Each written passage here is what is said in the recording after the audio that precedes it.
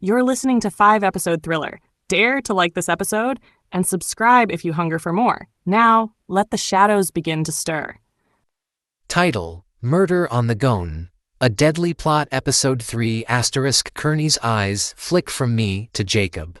To the slit in Lawrence's hat, to the torn police tape on the door. He looks ready to arrest us both on the spot, but then Razor laughs behind him, a sharp bark that echoes in the cramped sleeper car. Well, come on then, Sherlocks. Take us to your so-called nest.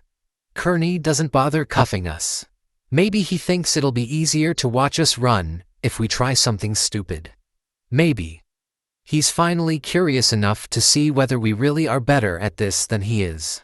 Either way, when he jerks his chin toward the corridor, we step through the door like condemned criminals, heading for the gallows. Behind us, Razor whistles tunelessly, amused by the chaos. He's like a hyena, trailing a wounded herd, too cowardly to strike first, but ready to pounce the second someone else makes the kill. Jacob stays close to my elbow. His hand brushes mine every few steps, not by accident, but because the heat of it keeps the panic down. In my head, I hear my agent's voice from 6 months ago. Aaron, be ready. The writing world can be cutthroat. She meant bad reviews. And gossip blogs. She didn't mean this. Arabella and Clara see us coming from the dining car. Arabella's brow lifts, the only sign she's alarmed. Clara, pale and pinched, flinches as if she expects Kearney to slap handcuffs on her too. We found something, I say. Before Kearney can bark at them, a note. Lawrence left it in his hat. Says, the truth is hidden in first class. In the luxury cabins at the back, Arabella tilts her head. How very Agatha Christie of him. Are you making fun of him now? Razor gears. She ignores him completely. So, detective, what's the plan? Storm the platinum cabins with your boots and guns. Terrify the paying passengers. Kearney bristles. I don't need your permission to search the train.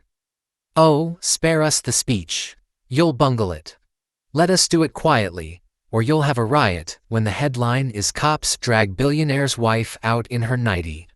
I nearly laugh, half because she's right, half because the tension is wound so tight, I might scream otherwise. Kearney glares at us, torn between ordering us all locked in the luggage car and letting us find his evidence for him. In the end, he jerks his head. Move, so we do. The Ghan feels different in the platinum cars. Here, the hallways are wider, the carpets softer, the air perfumed with something expensive and discreetly floral. As we pass open cabin doors, we catch glimpses. An elderly couple in silk robes, a young tech CEO snoring with a headset on, a diamond necklace resting on a vanity table like a careless afterthought. Jacob murmurs, start at the back, where the journey ends. Cabin 1 is the very last on the left. Clara whispers, her voice so hoarse I can barely hear her. It's the honeymoon suite. Biggest on the train. Razor snickers. Bet the poor sod didn't know he was spending his honeymoon next door to a murder. No one answers him. We reach cabin 1. Kearney gestures at me. You open it. Slowly. The door isn't locked. Rich passengers on this train trust locks about as much as Lawrence trusted the cloud. I push it open with the back of my hand. For a moment, we all just stand there. It's not what I expected. No blood, no sleeping passenger to wake up screaming, just neatness. A double bed, turned down for the night. A bottle of untouched champagne. On ice. A leather overnight bag tucked under the desk, and in the middle of the floor, a single scrap of paper. Jacob lunges for it before I can. Kearney barks, don't touch that. But Jacob already has it in his hands. He unfolds it, breathes once, twice, then holds it out for me. It's another note. Lawrence's scrawl, again. Good. You've come far enough to finish it. Look. Where the serpent feeds, beneath the scales, where the belly is softest. Bloody riddles, razor spits. Just say where it is, you old bastard. Arabella, who's been studying the decorative brass plates around the suite's window, murmurs the Ghan's logo again. The serpent. He means the dining car, the kitchen. It's the only place on the train where the staff say the belly is. Kearney's eyes light up. Stay here, all of you, if you move. But Jacob laughs a bitter, hollow sound. Oh, come off it. If we stay here, whoever killed Lawrence will know exactly where to find us, and they'll want this. He waves the note. He's right, I say, before Kearney can explode. Whoever it is has already been ahead of us.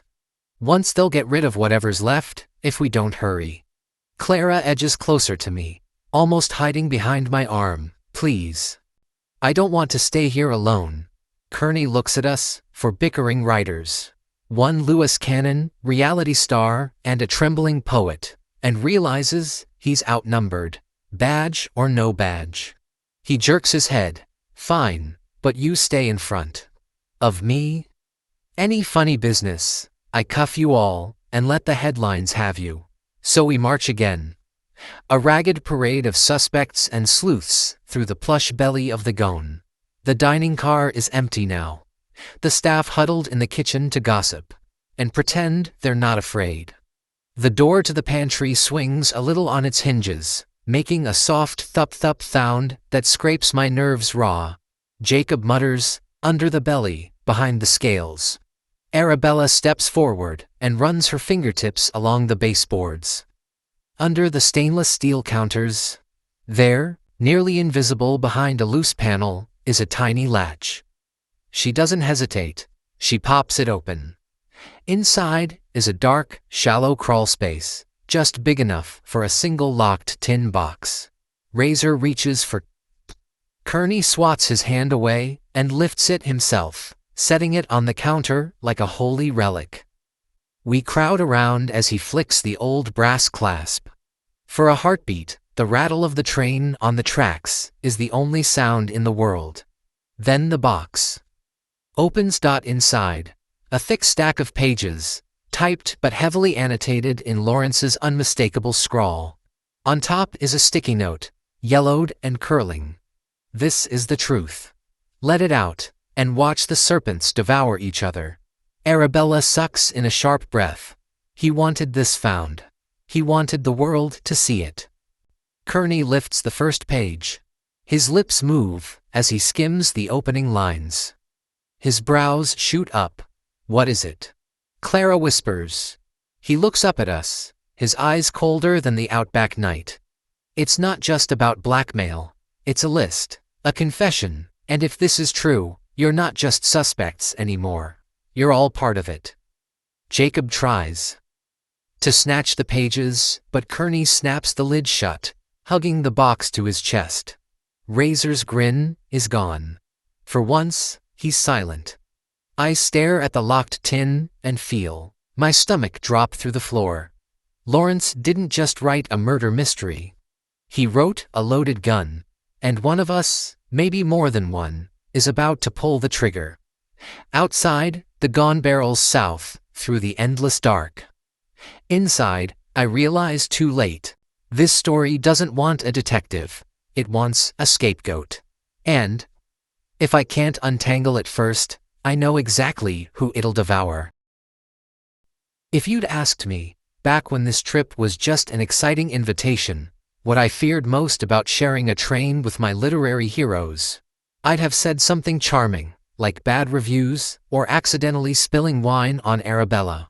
March's silk blouse. How sweet that innocence seems now, squashed under the weight of Kearney's cold eyes, and the tin box clamped to his chest, like a bomb set to go off. We're herded back to the dining car, our second interrogation. Room in a night that feels endless.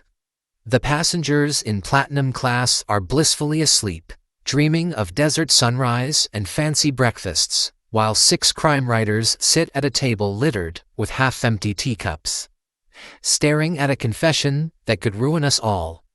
Kearney paces hasn't even read it all yet.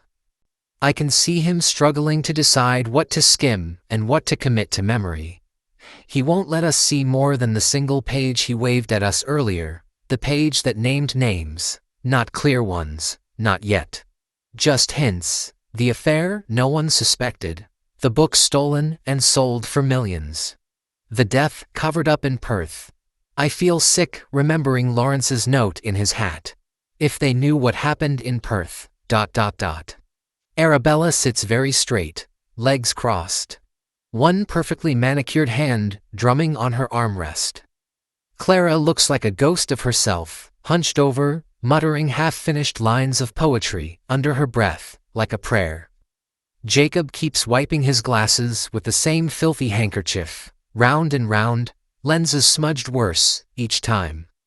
And Razor just grins at each of us in turn, as if daring someone to accuse him outright so he can pretend to be outraged on national television later. Kearney stops pacing. He levels a finger at me first. Start talking. From the beginning, why would Lawrence trust you with riddles, and not these others? Why drag you into this at all? I can't answer. Because I don't know. Maybe because I was the easiest to underestimate, the new girl with no scandals, no dirt to dig up, too grateful to question a golden ticket to literary stardom. Or maybe Lawrence liked the idea of using me as the final twist, the pawn who survives to tell the tale. I didn't know any of this until tonight, I say, my voice smaller than I want it to be. He was kind to me, that's all. He read my draft, gave me notes, told me never to trust anyone who claims to love crime fiction more than people. Jacob lets out a strangled laugh. Hypocrite. He was that person. Kearney ignores him. He rounds on Arabella next. You and Lawrence shared a publisher. What did you know about his so-called last book? She doesn't flinch. Only that it was supposed to revive his career. But blackmail. A murder confession. I had no idea. He was old and irrelevant. Until he started bragging, this manuscript would bury us all. Most of us assumed he was bluffing. Did you kill him to shut him up? No, she says calmly. If I wanted him dead, I'd have waited until after the festival. No witnesses, no locked train, no detective desperate to make an arrest. I'm not an idiot, detective. I almost admire her nerve. Almost. Kearney's gaze flicks to Clara, who shrinks even smaller under his stare. You and Perth. What's that about? He wrote your name right next to it. She shakes her head so hard, her hair comes loose from its neat twist. I don't know. I never went to Perth, not with him, not ever. I barely knew him, except for readings, he said.